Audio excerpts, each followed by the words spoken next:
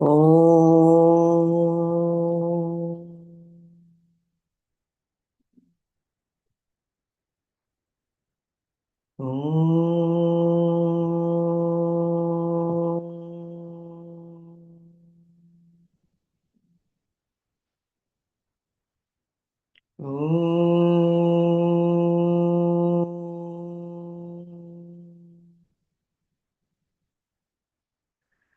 Om Sahana Bhavatu Sahanau Bhunaktu Sahaviryankaravavahai Tejasvinavadhitamastu Ma Vidvishavahai.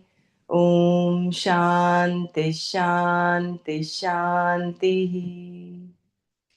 नारायणं नमस्कृत्य नरं चैव नरोत्तमं देवीं सरस्वतीं व्यासं ततो जयमुदीरयेत्.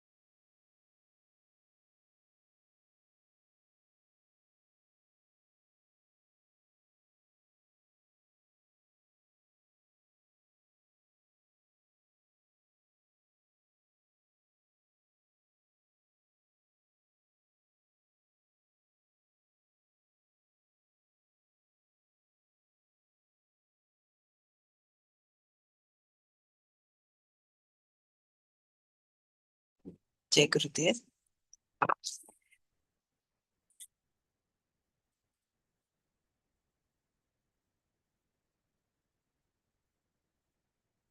So we saw verse 30 yesterday.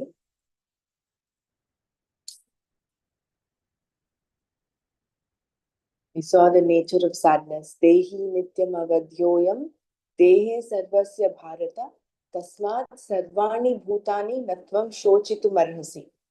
So this Atma, the indweller of the bodies of all beings, is ever indestructible, O descendant of Bharata. Therefore, you ought not to grieve for all these people. And then we saw how the nature of sadness is just a way of thinking, either from the ultimate reality or from the relative reality.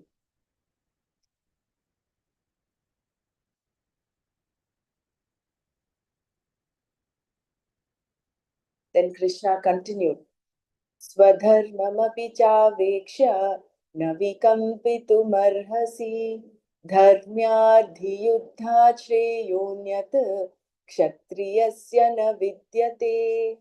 And also from the standpoint of your own duty, you should not waver. For there is nothing greater for a Kshatriya than a righteous war. So, from the ultimate reality, he's coming down to the relative reality, talking to him about his own duties and responsibilities. So, shifting from the absolute standpoint, Krishna then takes up the relative standpoint of dharma. What is right? What is to be done? This was a natural outcome of Arjuna's earlier and numerous comments on dharma. He had said that societal confusion would be the result of this war, and he would be the cause for the confusion. He had said, "We have heard, O Krishna, that those men who have destroyed the family duty live in hell." Thus, Krishna looked at it from the standpoint of dharma as well as from other standpoints, including worldly gain, as we shall see. Aveksha means seeing from the standpoint of swadharma, seeing what is to be done by oneself. Again, Arjuna was being told here that he was not eligible to develop this trembling hesitation. Navikampitum arhasi. Looking at the standpoint, looking at the situation from the standpoint of his swadharma, his duty. First of all, Arjuna was a soldier, Kshatriya. Second, he was a crown prince, which meant that along with his brothers, he was supposed to protect dharma. He was not just a recruited soldier with only certain prescribed duties to do. He was a royal person, belonging to the royal family, and also one of the crown princes. Arjuna's duty was to uphold law and order. He had to administer and protect the kingdom. That was his job, his dharma. When the Pandavas came back to claim their country after their 13 years of exile, Duryodhana refused to give their kingdom back. All their efforts at a compromise failed. He refused to give them even a needle point of land, let alone their country. Therefore, Duryodhana was the usurper. Every day that Duryodhana occupied the throne, he did so illegally, and this was adharma. Krishna told Arjuna that being a Kshatriya, he could not just sit and allow adharma to continue. Therefore, from the standpoint of his own dharma, Arjuna ought not to waver or hesitate about what he had to do. Swadharmam api cha aveksha navikampitum arhasi. Arjuna's duty.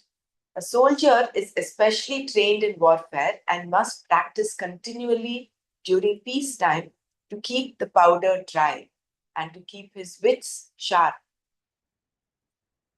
If he has to retire before a war actually occurs, his skills go unused, although it was his and others' good fortune that there was no war.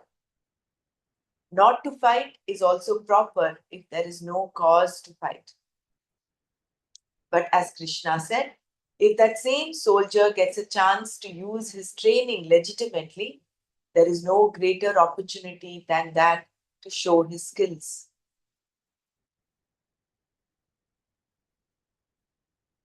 Generally, when such chances come, there is always some legitimacy about them. To shoot someone merely because he or she spoke out of turn is definitely illegitimate. But here for Arjuna, there was a legitimate chance.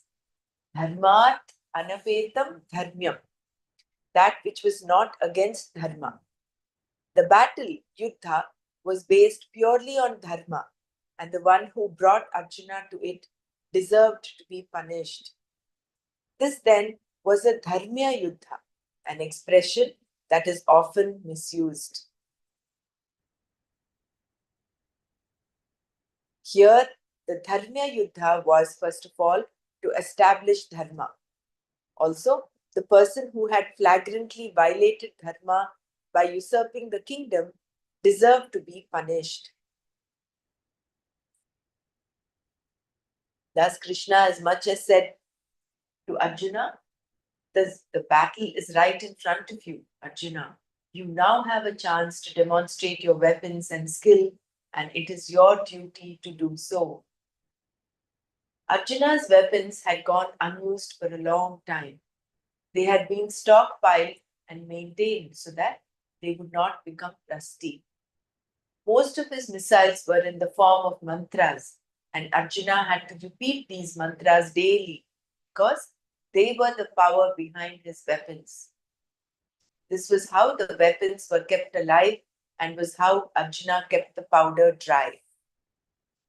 Arjuna had done what was required, and now a time had come when all of his acquired skill was to be used for the purpose for which it was learned and stockpiled. He did not learn all this to destroy people or to demonstrate his prowess, but to protect dharma.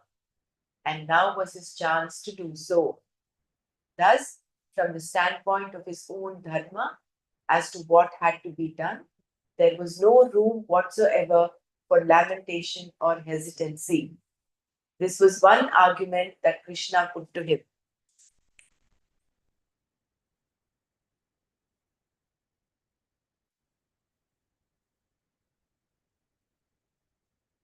Another argument Krishna put forward was that for a Kshatriya, especially one of Arjuna's stature, there was nothing more appropriate for him to do.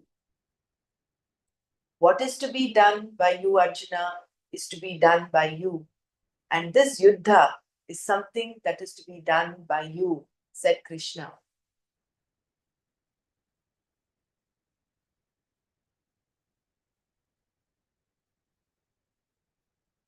Going forward, Yadrichaya chopapannam swargadvaramapavritam sukhina kshatriya partha labhante yuddhamidrisham.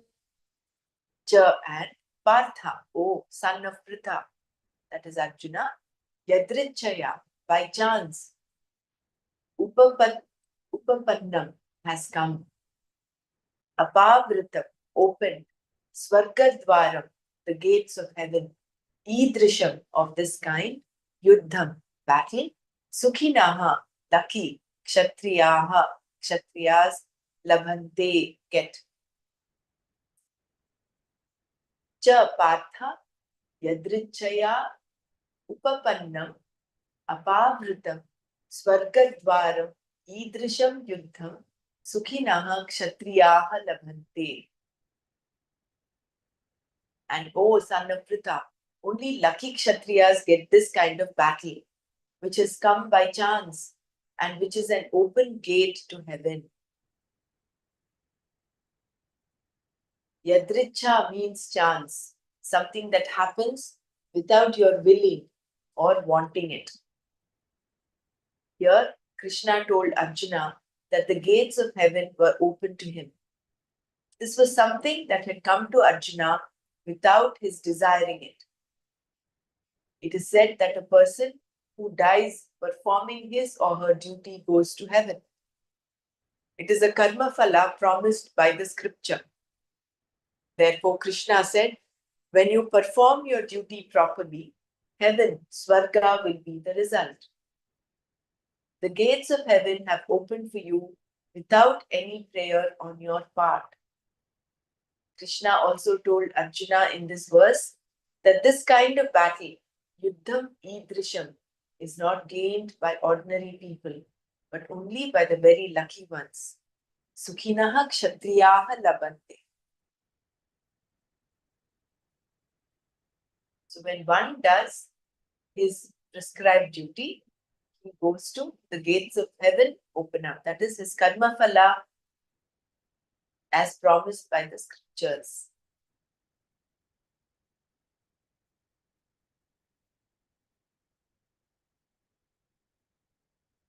And a person who dies performing his or her duty goes to heaven. A question may arise here. Does this mean that the Kshatriyas in Duryodhana's army were unlucky? No doubt. They were also going to fight, but they had conflicts because they were supporting a usurper. Unlike Arjuna, they were not able to fight with a clean heart. Of course, they were soldiers and they had their own reasons for fighting. They may even have said it was their duty, and perhaps that was true. But still, for them, the inner conflict was unavoidable. As soldiers, they could only do what they were commanded to do. Therefore, they too were doing their swadharma. But at the same time, it was not totally dharmya because their leader was a usurper.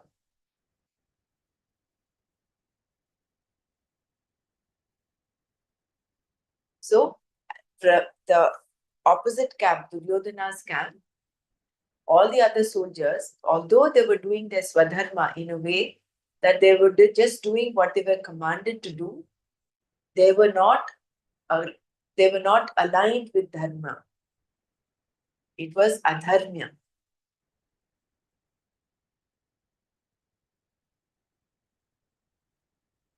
The entire army of Duryodhana, including Bhishma and Drona, were not totally convinced that what they were about to do was according to their dharma.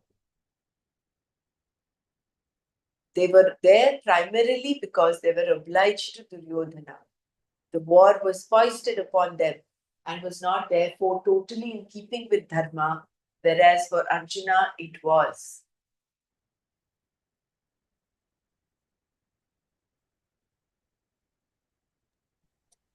Hari Om.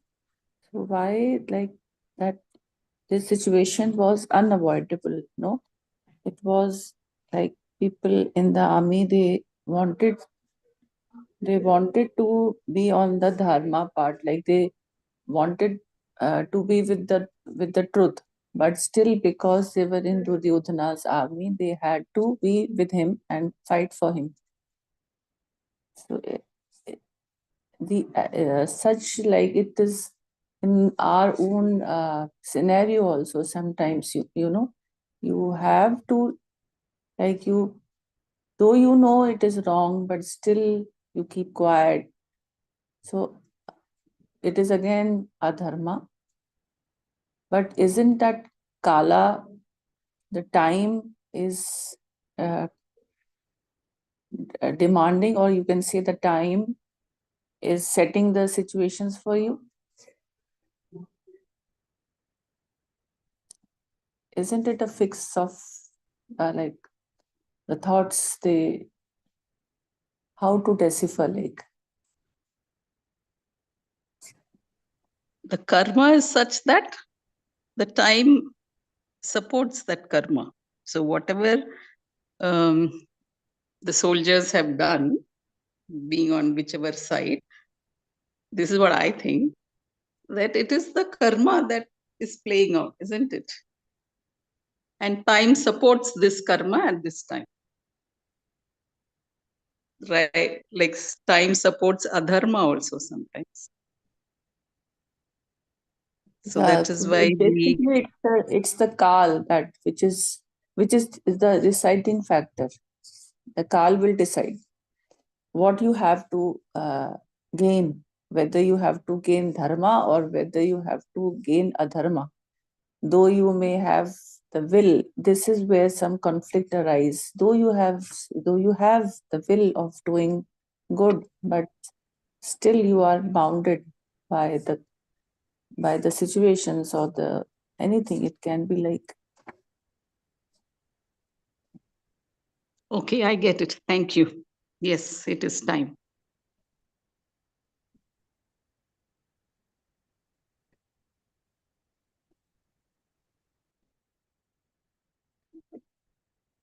Even like Bhishma and Drona, they knew that Pandavas were right, but still to do their swadharma, they had to be in line with Duryodhana's decisions. They had to be with him and fight from his side.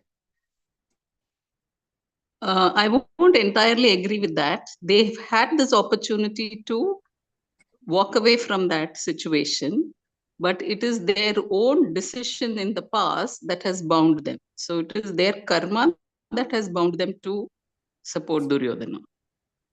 Like Bhishma took the vow, and Dronacharya also enjoyed the benefits of whatever was given to him by Duryodhana. So they were bound. No, it said no that Dhyana Yeah. Shloka. Duryodhana is like the whirlpool. Whoever comes in that gets sucked into him. So the decision taken initially, that at that time when Bhishma took the vow, at that time, that what decision he took, wasn't the times favoring it for him to take that vow? Yes, and this time he had the opportunity to break that vow also, but he didn't do that. He continued with that vow. So in this But situation, that, I feel it is his karma to decide to stick to his vow. And this time supported his decision again. but then would it not be called adharma if he breaks his vow and he moves away from the Yeah. Duryodhana's army? Anyway, Was he's doing adharma now. yeah, No. both So ways. here, no, It no. is I like think here it is his duty was to hold on to. He took a vow for a reason, and he was bound by that. See, in those times, it was once they had committed. It was commitment for life. It was not out of convenience. It was not given up just like that. So the Bhishma was right in his own way in holding on to his commitment, to stick to his vow. And because he had committed to stick to his vow, and because Dhritarashtra was on the throne, his commitment was to protect Hastinapura, the throne of Hastinapura. And therefore he was bound and was part of Duryodhana's army. So, which is why here it is said, as soldiers, they could do only what they were commanded to do. So, even Bhishma was under the order of the throne. Therefore, they too were doing their swadharma, but at the same time, it was not totally dharmya because their leader was a usurper. so one line before they have written, no, still for them the inner conflict was unavoidable. Yeah, They, it was they were unavoidable. having that conflict, Mhm. right and wrong, but still they had to do.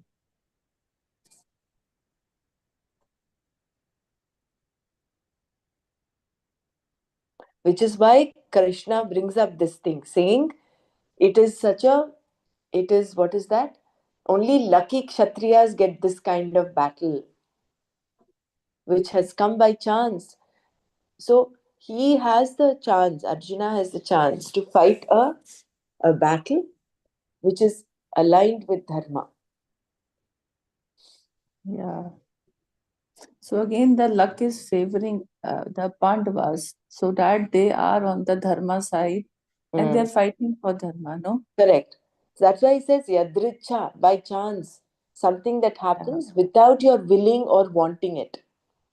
Yeah. Whereas all those that were the soldiers fighting for Kauravas, for Duryodhana's side, they were forced into it. I mean, they had it was not their will, it was not out of their will. They were commanded to do, they had no choice. So by doing adharma, they will be incurring papa, and then the further suffering would be there. So some remaining suffering is there. That is why they are on uh, they are on the adharmic side. Like maybe like I just figuring out that way. Maybe the sufferings are still there.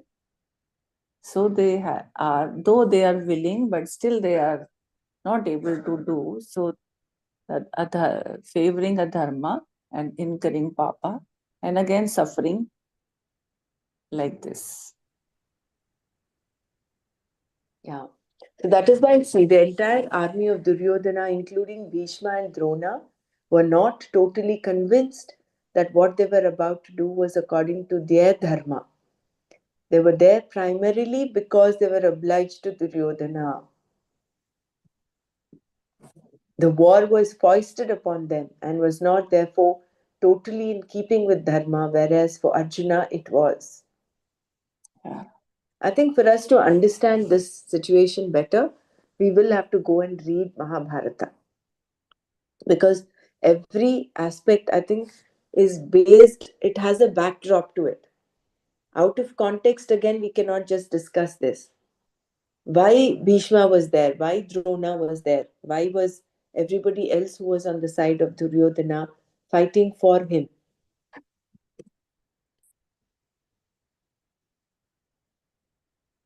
Because everything is linked back to some aspect of their life.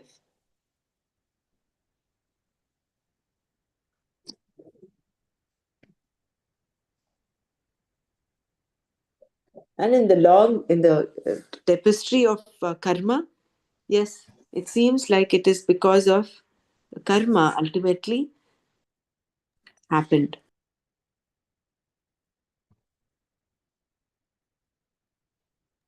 So that's why I'm thinking that any event or situation is to be seen in the backdrop of time and karma together, not separately.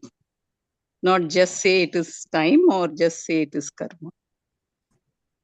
Am I right in thinking like that? Yeah, both. Guruji in Ashtavakra Gita, he says, knowledge should be relevant. Okay?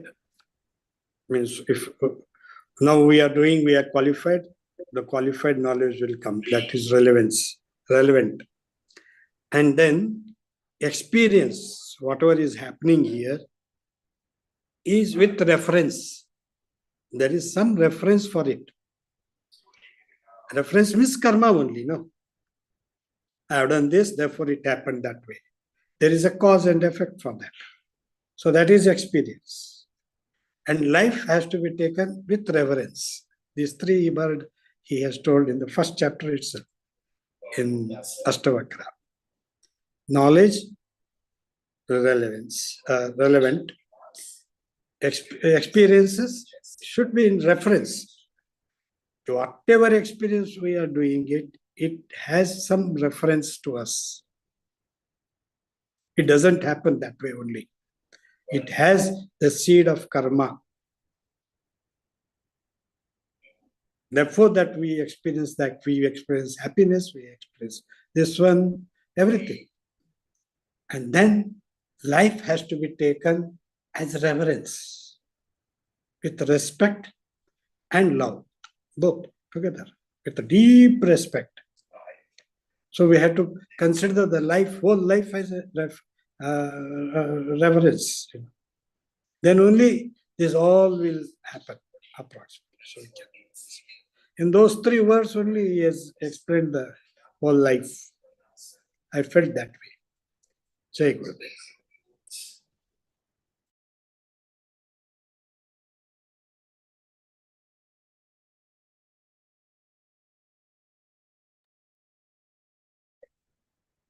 So moving on, Arjuna's chance to protect dharma. While no one enjoys a war, a Kshatriya who has to protect dharma could never have a better chance to prove himself as a Kshatriya. Arjuna was a warrior. Therefore, Krishna may have said, only lucky Kshatriyas get a clean yuddha to fight. It is no longer a question of your ambition for a kingdom, because you were already willing to accept a house with 5 rooms.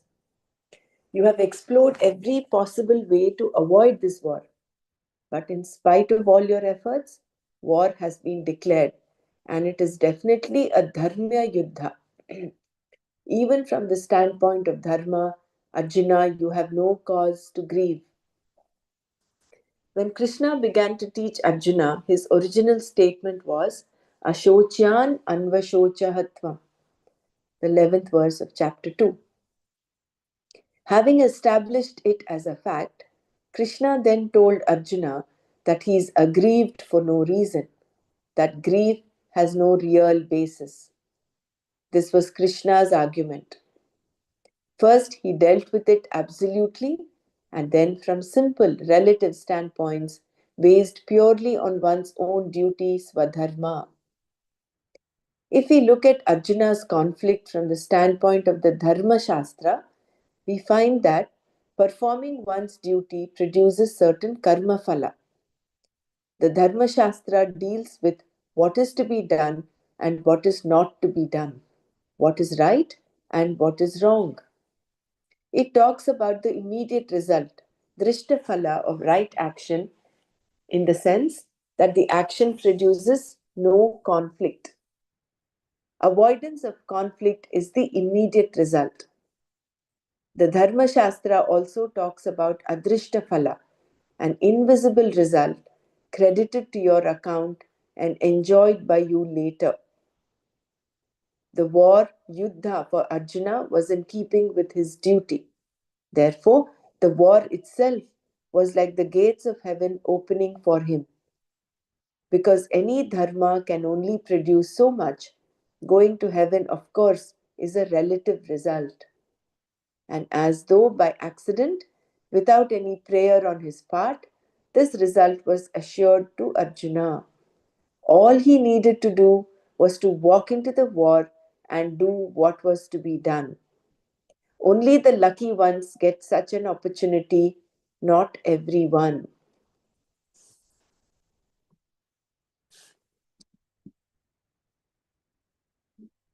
So there is a drishta phala as well as an adrishta phala. Drishta phala is that the action, whatever action you've done, whether it produces conflict or not. In Arjuna's case, it had produced no conflict. Whereas the opposite team, all those that were fighting for Duryodhana, they had a drishta phala of conflict in comparison. And then the adrishta phala is that the gates of heaven open up for Arjuna.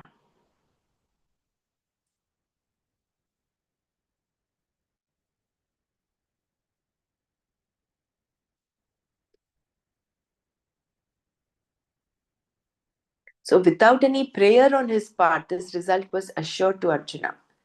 All he needed to do was to walk into the war and do what was to be done.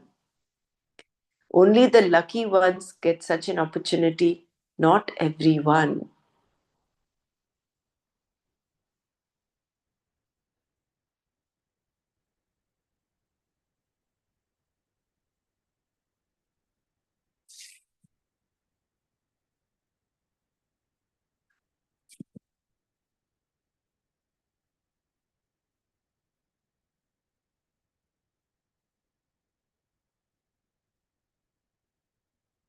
Which is why when we do anything 100%, we are left without any conflict. That is the immediate result. Because you are left without any regrets.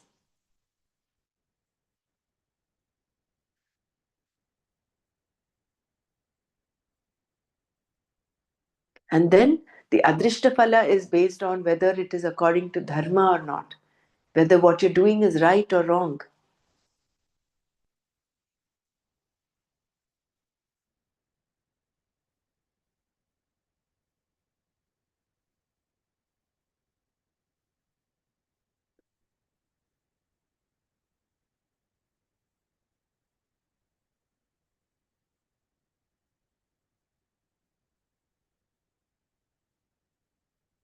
Krishna then continued with the same argument.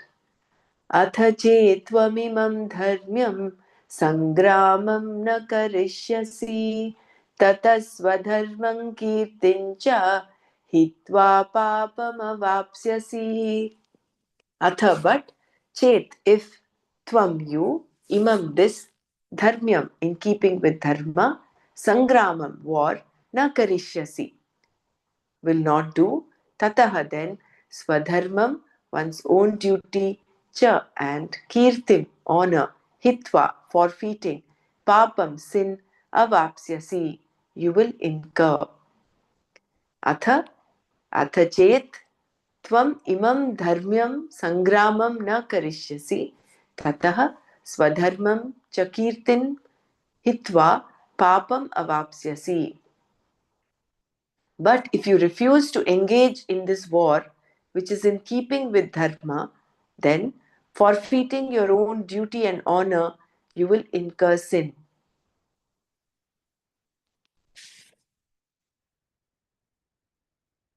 Here Krishna told Arjuna that if he did not undertake this battle, which was in keeping with dharma, he would be destroying his own dharma, his duty. Destroying what is to be done by you simply means that you do not do it.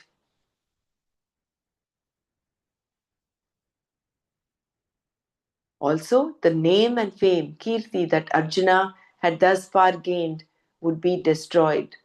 He would incur sin alone. Arjuna had said earlier that he would incur sin by fighting this battle. But Krishna was now telling him that by not fighting, he would incur sin in the sense that he would be guilty of a dereliction of duty. Not fighting itself would not incur sin. But running away from his duty was an action, a karma, that would incur sin. Therefore, Krishna said, you will incur sin, Arjuna, papam avapsyasi, and you will lose your name also. Arjuna had gained fame previously because of his earlier contact with Lord Mahadeva, Lord Shiva, who appeared in the form of a hunter. Arjuna had hit a boar and was going to take it away when Lord Shiva appeared there and claimed that it was his. He incited Arjuna to fight with him. Although Arjuna realized that he was up against someone more than an ordinary hunter, still he was equal to Lord Shiva in the fight. Pleased with Arjuna, Lord Shiva blessed him with a weapon. Because Arjuna had encountered Lord Shiva and engaged him in battle, Arjuna had gained a great name, all of which would be lost. Therefore, Krishna said, Kirtim chahitva papam avapsyasi. You will lose your name as well as incur sin.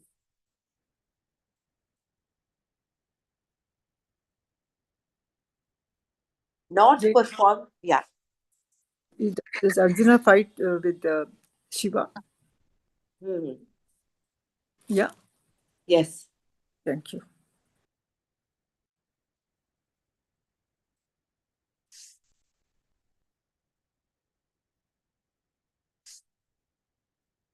I think this was in their 13 years of exile. That is when there is this encounter between him and Lord Shiva.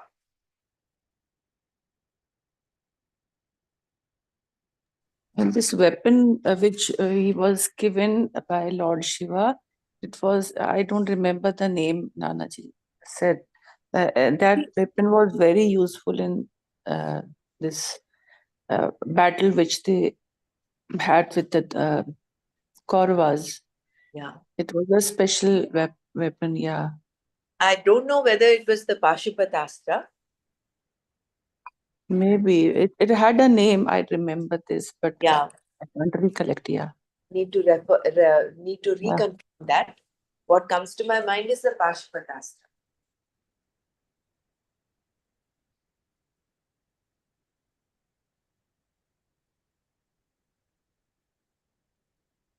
Not performing an action is not a sin.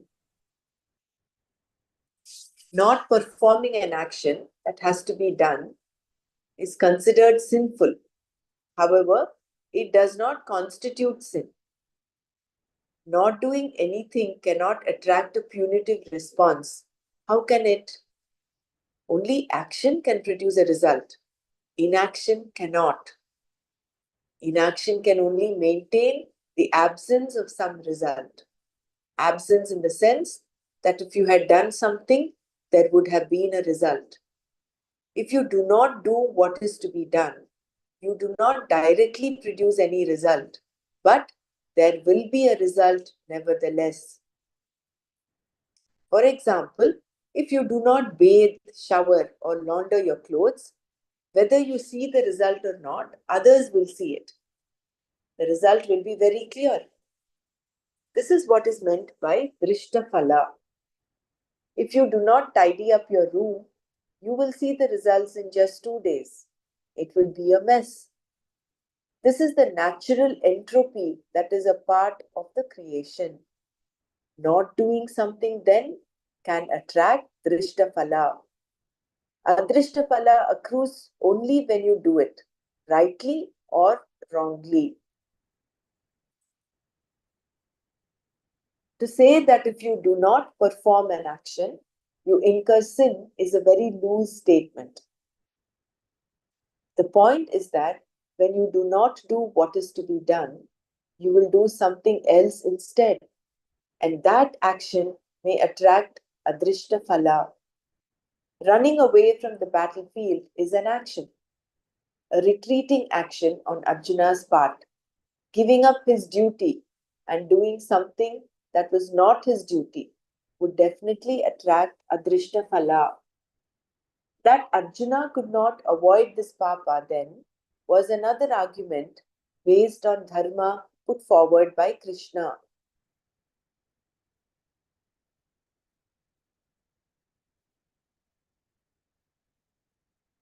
At the same time, Krishna said Arjuna would lose his name also. Arjuna may have replied, "How can I lose my name? People will praise me. They will say that Arjuna was so compassionate that he gave away the kingdom and walked into the forest. He could have had the kingdom easily because he had the weapons to destroy the arrows of Karna and Drona. Still, he gave away the kingdom. What a compassionate man Arjuna is." But Krishna said that it would not happen that way at all.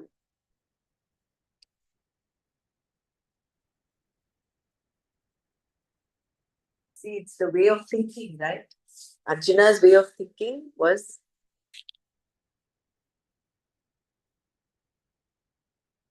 I wouldn't say distorted, but it was not in keeping with his dharma. He did not have that vision. He was only thinking about his vision was limited. His vision was only to avoid killing his kith and kin, because he thought he was considering he was going to be doing a sinful act by killing his own people and therefore destroying the order, destroying the family tradition. So his vision was quite limited.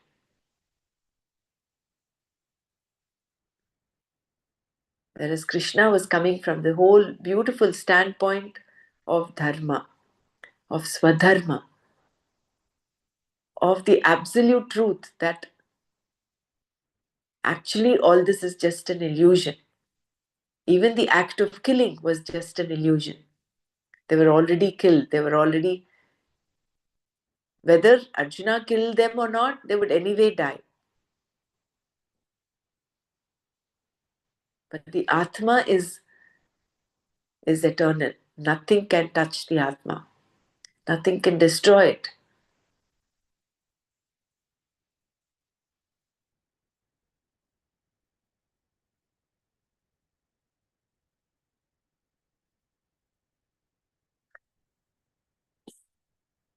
Yeah, anyone wants to share anything before we go on to the next verse?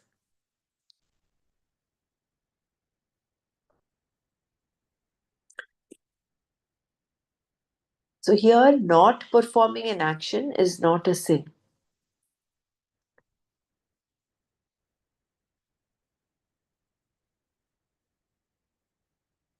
So although only action, usually the understanding is that only any action produces a result, but not doing an action, not doing what is to be done, also produces a result. And the example given here is that a person who does not bathe, does not shower, so there is no action on his part, but still there is a result. He starts thinking, and everybody else can see the result.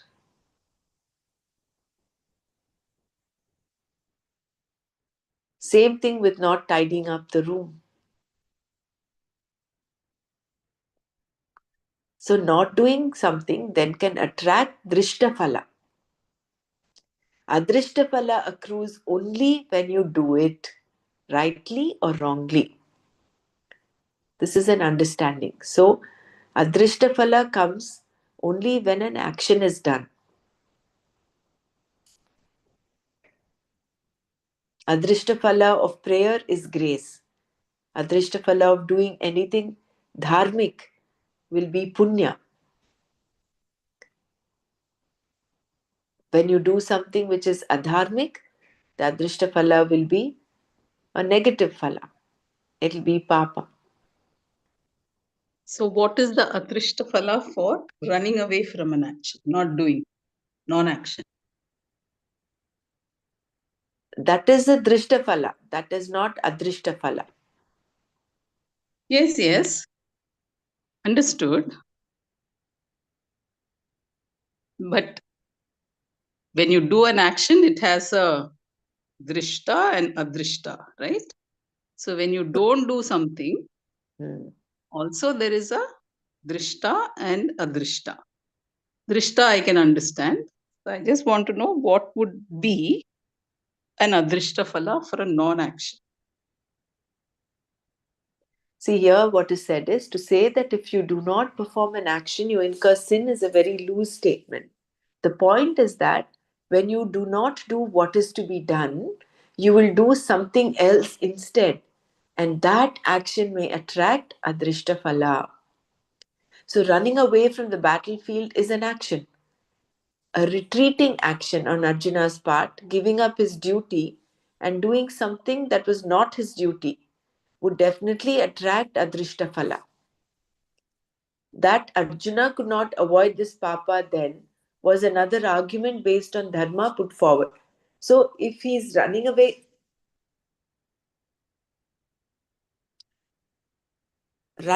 from the battlefield is actually an action. It is not inaction, right? Yeah. Okay, understood. So a Only non-action, because Arjuna also asks Krishna this, no? A non-action, isn't it equivalent to not getting attached to fruit of action? So Krishna says, then your mind becomes dull and like that, you become stupid. So I just want to understand, will the adrishta phala become like a tamasic mindset? Because you're not doing your duty, you're running away. So whatever reason you give yourself, but what will be the adrishta phala? Will the mind become dull and tamasic? Because he says, at least the book that I have, it says, Krishna says that if you run away from when Arjuna asks that non-action, isn't it equal to not having any attachment to the action? So Krishna says, and I don't know which, it is third chapter, I don't know which sloka. So Krishna says, your mind will become very dull. So that is the adrishta phala I am thinking.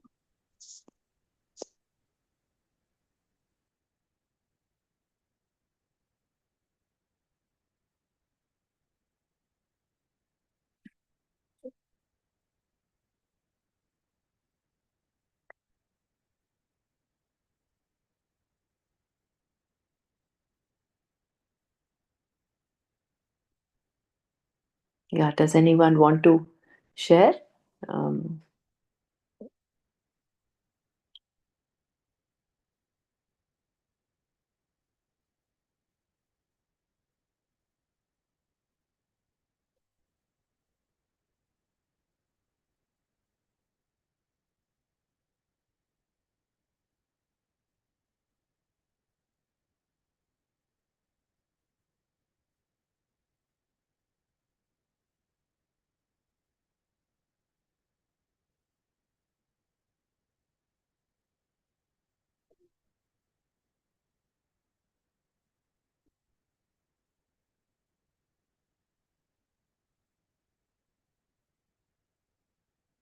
I think if we read the next next shloka, we'll get some more insights. Akirtim chapi bhutani kathayishyanti te vyayam sambhavitasya cha kirtihi maranadatirichyate. We'll take this tomorrow. We will stop with what we learned today.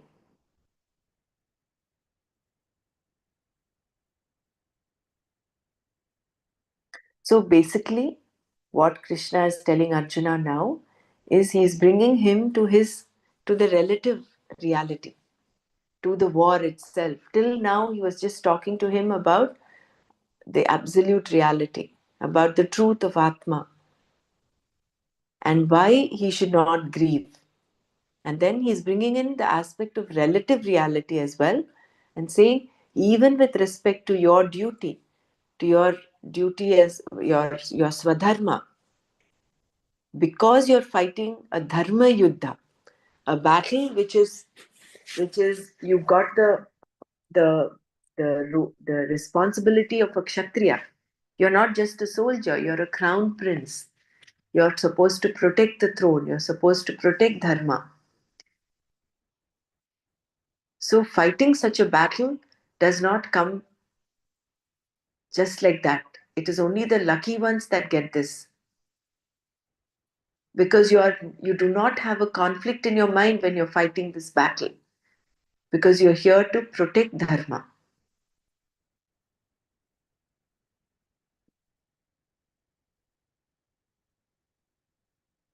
And then he brings in the fact, he's closing in on the loop when Arjuna says, I don't want this Nakankshe Vijayam Krishna Nacha Rajyam Sukhani cha. Kimno Rajyena Govinda Kim Bhogai Jivitena va. He says, I do not want this kingdom. For what do I need the kingdom? Let Duryodhana rule. I don't want the kingdom. He comes to that point. So there, Krishna is bringing him back to that, saying,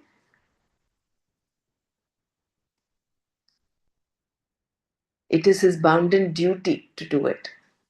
And when you do your swadharma, you have a drishtaphala as well as an adrishtaphala. Drishtaphala is that you are left without any conflict in your mind because you're doing what is to be done. There is no hesitancy, there is no conflict. And the adrishtaphala is that he will accrue punya.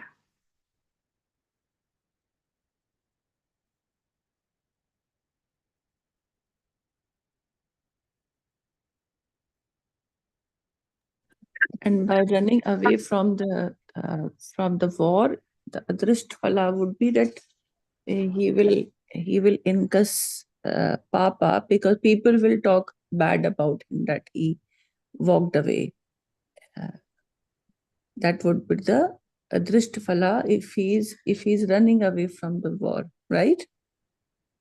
Yeah, if he's running away. See, adrishtaphala by definition is something that is not seen, unseen results, no?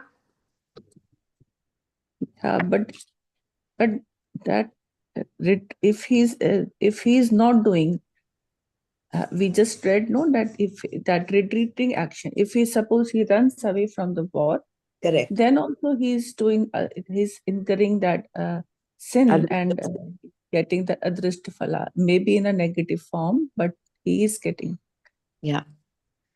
In addition, he will the drishtaphala of him running away will be his losing fame, of people Yeah. talking ill about him. That Yeah. becomes the drishtaphala, an immediate result. No? Yeah. What Yeah. adrishtaphala he will incur is to be seen. We do not know. That is what the scriptures say. Drishtaphala is something that is seen immediately. And adrishtaphala is that which is. See, here Arjuna had a little. He did not see what his swadharma was. He was overcome by compassion, overcome by the fact that he is killing his own people. That Mamakara came up there. And that had clouded his decision making, clouded his clarity of thought. Which is why, see, he still says, Krishna, they will think I'm compassionate. See how I left the kingdom for, they will say, what a compassionate man Arjuna is. That he gave away the kingdom. So when a person has no clarity in thought, even the decisions one makes will become clouded. They will not be the right ones. So having this clarity of thought, what is to be done? What is my role? What is my responsibility?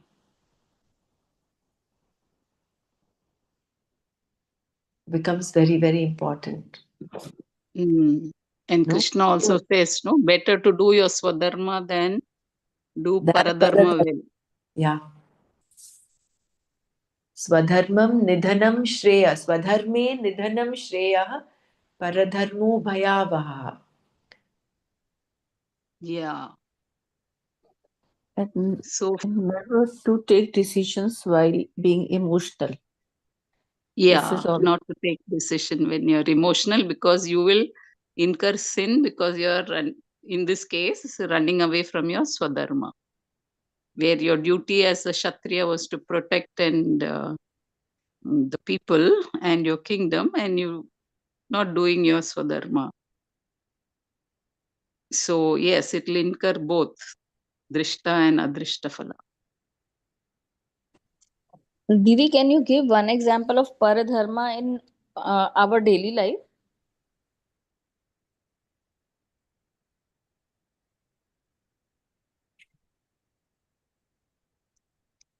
What I've also been struggling with this for a few days. What is paradharma in my case? And I just realized where Gurudev says, no, that when you don't take your challenges which you're facing in your life, but you avoid facing your challenges, but do something else very well, like maybe cooking very well when you had to do something else. So this is my very basic understanding, okay, of paradharma. I don't know so well. This is how I'm looking at myself, that when my children needed me, I was busy teaching. I enjoyed my work, but I lost that time with my children. And so though I was rated as a very good lecturer, but in my swadharma, I feel I failed. So this is how I'm looking at it, that uh, rather than doing your, I don't know if I can call it paradharma, because I liked my job. So paradharma, doing your paradharma very well, but not doing your swadharma, not giving attention to your swadharma. This is my understanding. Everyone will have different examples, so you can ask the others as well. I don't know Yeah, if I the think question was please, directed at Brahmana me. Didi. Yeah, yeah, even I'm confused. Like, so Brahmana Didi, please, आप भी कुछ बताइए. Please tell us, throw some light on this. Yeah. Shall we continue this tomorrow? Yes, We will, Didi, of yes, course, yes, talk Didi. about Swadharma. In fact, it will come up as we go through the Gita. We will, of course, come to this aspect. A simple example is, supposing there is a person in your family that is sick, and you have say announced a course now, because most of us here are teachers. So you've announced a course. Now, what are you going to do at that point? So you taking care of the sick person becomes your swadharma there. Correct? There is this course. So you will have to look at an alternative, see how you can arrange, because just dropping taking care of the sick person and going to the course will you be able to take the course? There will be constant conflict in your mind. So anything you do which is against your dharma, which is against the swadharma, the immediate result will be a conflict. But if you do what is to be done, your duty there, you've got another priority that came up unexpectedly. You did not expect it, but the person who is sick needs to be taken care of. So you do what is to be done. You either arrange, you yourself take this person to the hospital, or arrange someone else to take him if there is no other option, or you arrange someone to go there, teach instead of you. Whatever way, however you do it, based on your situation, you cannot drop what is there right in front of you. I don't know whether I'm making sense, but this is since you asked for an example in our situation, in our day-to-day life. So our priorities, of course, we have a set priority, but sometimes based on the situation, priorities may have to be changed. You must step up certain priorities. If your house is on fire, you cannot say, okay, I'm doing my Gita Manana, this is important for me, this is my priority. What will you do? There is a fire in the house. So your priority shifts.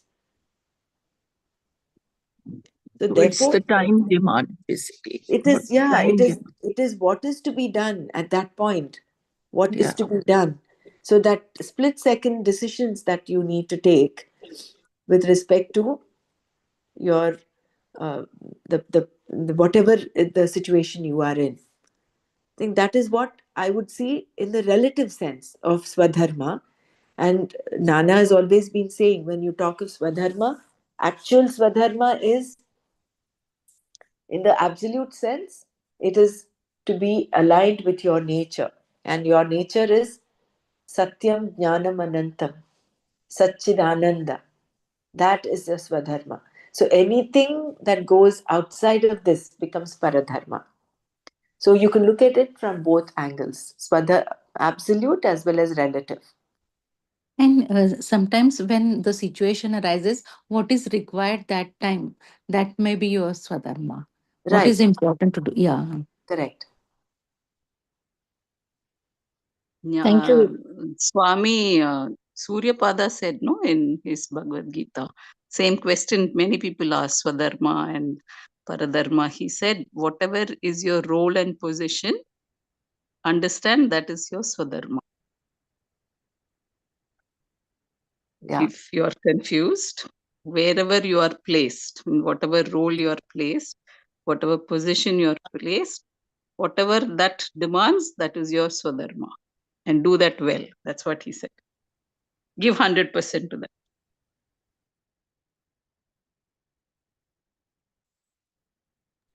Thank you. Thank you. Thank you, everyone. So we'll continue with verse 34 tomorrow.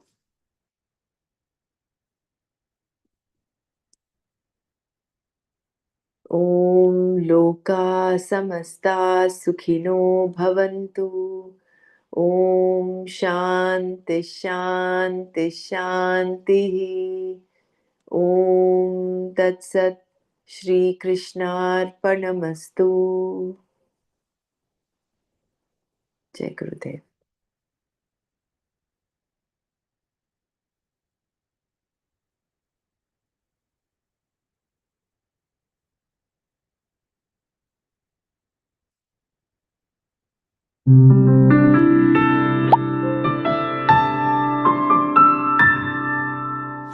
चलो will do a short meditation. ना सब लोग आराम से बैठ जाइए. Everyone sit comfortably easily. रीढ़ की हड्डी सीधा रखे. Let's keep our spine erect.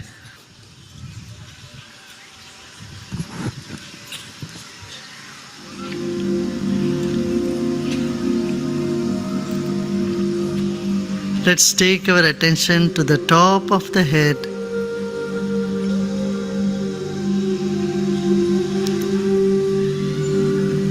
And become aware of the vast sky above the head.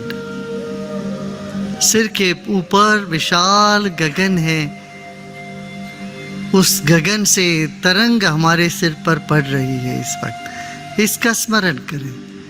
Become aware of the vast space and cosmic rays from the universe falling on your head right this moment. मुस्कुराते मुस्कुराते सारे तरंगों को अपने भीतर स्वीकार करें। With a smile, receive all the vibrations, cosmic vibrations, into your body. Vedic chantings are there, are happening. All other sounds are there. Just welcome them all. मंत्र घोष भी चल रहे कहीं दूर, पूरे वातावरण में पवित्र तरंग उठ रहे हैं। इन सब को आप स्वीकार करें अपने भीतर।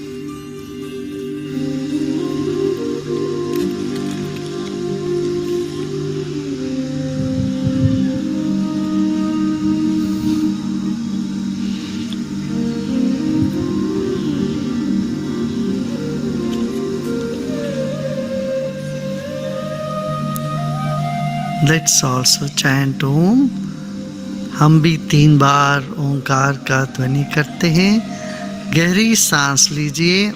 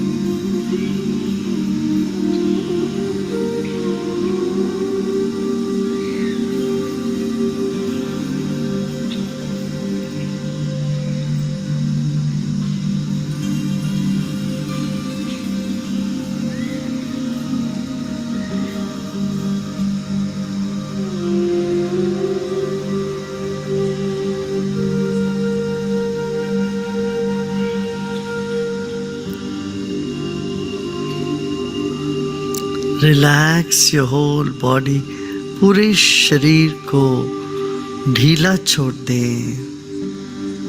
Late every cell in our body start to relax, expand and smile.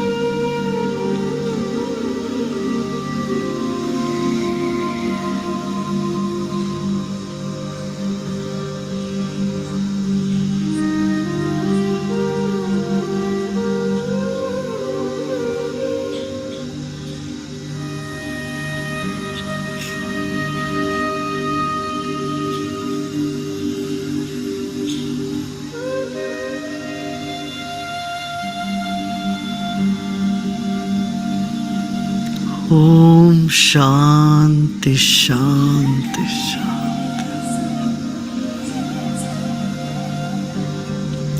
और धीरे धीरे आंखें खोल सकते हो। Slowly and gradually you may open your eyes.